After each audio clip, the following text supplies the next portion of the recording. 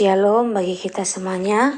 Firman Tuhan untuk kita hari ini dari Yunus pasal 4. Yunus belajar menginsafi bahwa Allah mengasihi bangsa-bangsa lain. Tetapi hal itu sangat menyesalkan hati Yunus, lalu marahlah ia. Dan berdoa ia kepada Tuhan, katanya, "Ya Tuhan, bukankah telah kukatakan itu ketika aku masih di negeriku?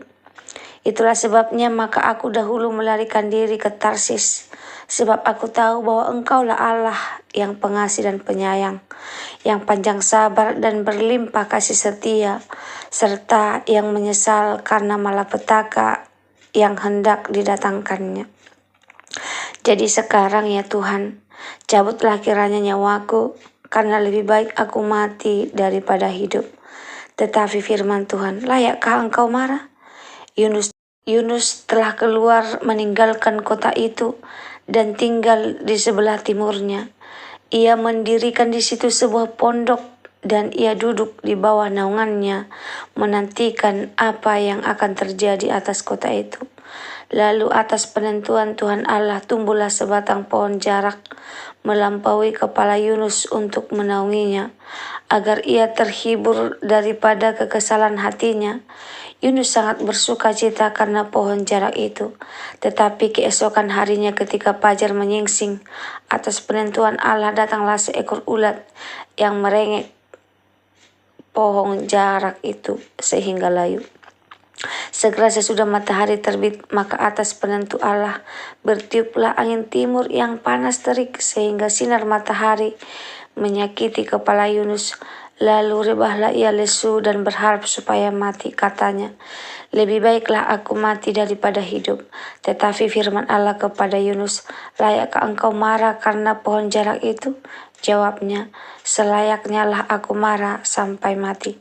Lalu Allah berfirman, "Engkau sayang kepada pohon jarak itu, yang untuknya sedikit pun engkau tidak berjerih payah dan tidak engkau tumbuhkan, yang tumbuh dalam satu malam dan binasa dalam satu malam pula.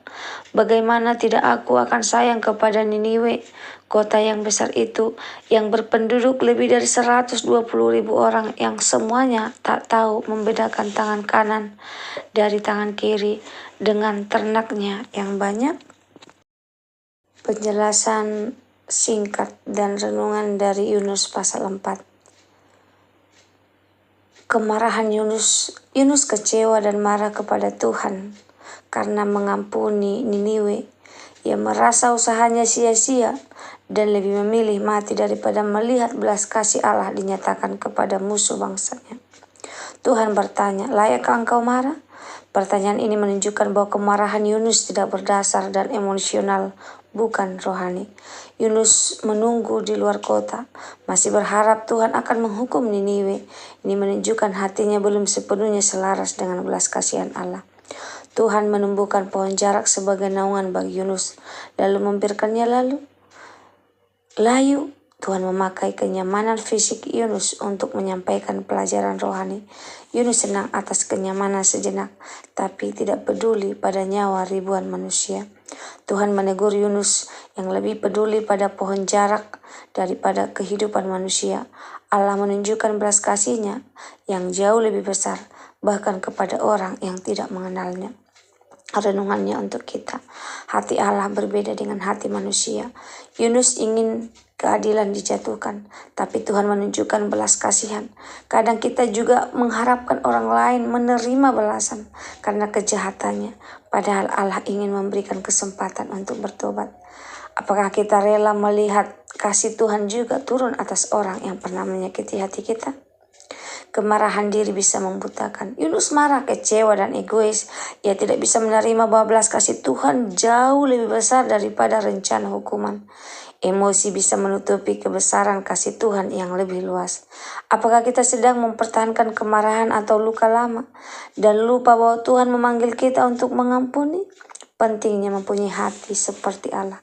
Allah mengasihi kota besar Niniwe yang penuh dosa, tapi juga penuh potensi untuk bertobat. Ia tidak ingin satupun binasa. Kasih Allah mencakup semua orang, bahkan mereka yang kita anggap tidak layak. Apakah kita sudah belajar mengasihi bukan hanya yang seiman, tapi juga mereka yang berbeda dengan kita? Tuhan mengajar melalui hal sepele, lewat pohon jarak, ulat dan angin panas. Tuhan mengajar Yunus tentang belas kasihan dan prioritas hidup. Tuhan masih memakai hal kecil untuk menegur dan membentuk karakter kita.